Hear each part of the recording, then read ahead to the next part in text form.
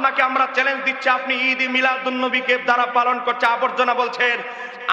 আপনাকে অনুরোধ করছি, 10 লক্ষ টাকার চ্যালেঞ্জ দিচ্ছি, সেটা দেওয়ার ক্ষমতা আমার আছে। 1 কোটি একটু জোরে বলেন মারহাবা। আমরা 1 কোটি টাকা তাকবীর, আল্লাহু আকবার, ইসলাম, সুন্নাত ওয়াল জামাত, আওলাদের রাসূল, আওলাদের রাসূল। আমরা তাকে চ্যালেঞ্জ দিচ্ছি, সে যদি ঈদ মিলাদুন নবীকে আবর্জনা প্রমাণ করতে পারে, নিকৃষ্ট কাজ, গুনার কাজ প্রমাণ করতে পারে, আমরা তাকে 1 কোটি টাকা পুরস্কৃত করব। এক কথা বলেন, পাল চ্যালেঞ্জ করতে পারবেন? আমার বাবারা ভাইয়েরা, আজকে ঈদ মিলাদুন নবীকে আপনি বলেন আবর্জনা, আবর্জনা নাকি বেড়েই চলছে। জুলুস কি কমতেছে না বাড়তেছে? ভিডিওটা দেখবেন, বাড়তেছে। দেখছেন আবর্জনা দিন দিন বাড়তেছে, আমরা নাকি আবর্জনা নাকি দিন দিন বাড়তেছে। এ বাবা, গত বছর 111টা রাষ্ট্রে ঈদ মিলাদুন নবী পালিত হয়েছে, এবার 2024 সালে 121টা রাষ্ট্রে ঈদ মিলাদুন নবী পালিত হয়েছে। এজন্য এদের মাথা ব্যথা, এদের অ্যালার্জি খাজ্জানিটাও একটু বেড়ে গেছে। কথা কয়, কথা বলেন না কেন, ঠিক কিনা? নজরুল ইসলাম কাসিমি সাহেব, আপনি তো ওয়াজ নিয়ে ব্যস্ত থাকেন, একটু ভালো করে পড়েন। দেখেন মাজালিসে হাকিমুল উম্মত মানে ওনাদের বড় হুজুর আশরাফ আলী থানভী, ওনার ওয়াজগুলো এখানে নকল করা হয়েছে। এই বইটা সংকলনকারী হচ্ছে মুফতি মোহাম্মদ শফি। ওই আহমদ শফি নয়, এই শফি হচ্ছে তাফসির মারিফুল কোরআনের লেখক, বর্তমানে পাকিস্তানের তকি উসমানীর বাবা, মারিফুল কোরআনের লেখক।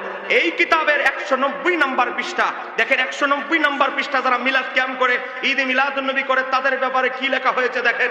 রশিদ মাওলানা কাসেম নানুতুবি, যিনি হচ্ছে দারুল উলুম দেওবন্দ মাদ্রাসার প্রতিষ্ঠাতা, তাকে একজন ব্যক্তি প্রশ্ন করলো। কি প্রশ্ন? একবার মাওলানা মোহাম্মদ কাসেম নানুতুবির কাছে কোন এক লোক বলল, কি বলল? মিরাটের মাওলানা আব্দুস সামি সাহেব বায়দল খুব বেশি বেশি মিলাদ পড়ে, কারণ মিলাদুন নবী পালন করে, মিলাদ ক্যাম্প করে, তারপর এবং লোকদেরকে দিয়েও পড়ায়। মিরাট শহরের মাওলানা আব্দুস সামি সাহেব নিজেও মিলাদ ক্যাম্প করে, আবার মানুষকে দিয়েও পড়ায়। তো এবার প্রশ্ন করা হলো, আপনি কেন এমনটা করেন না? আমি যদি ভুল কথা বলি, এখানে সভাপতি সাহেব আছে, অনেক অতিথিবৃন্দ আছে, আপনি কেন এমনটা করেন না?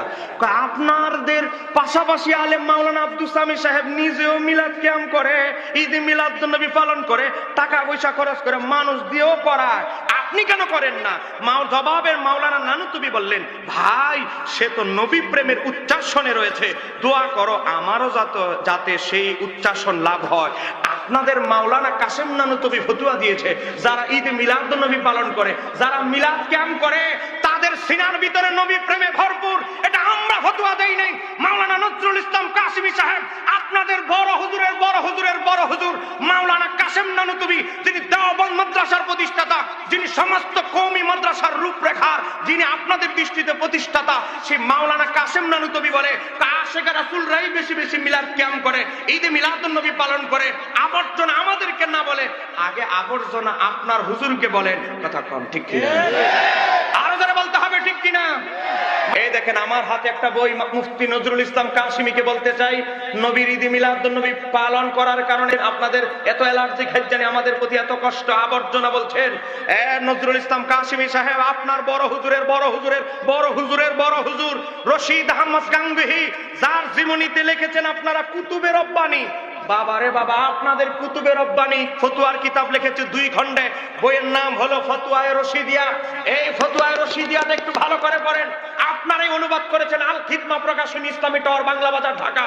এই ফতোয়ায়ে রশিদিয়ার দেখেন 344 নম্বর পৃষ্ঠার ভিতরে এসেছে, 344 পৃষ্ঠায় দেখেন, আমার মামাও পাশে বসা, 707 নম্বর হাদিস, 2য় খণ্ড।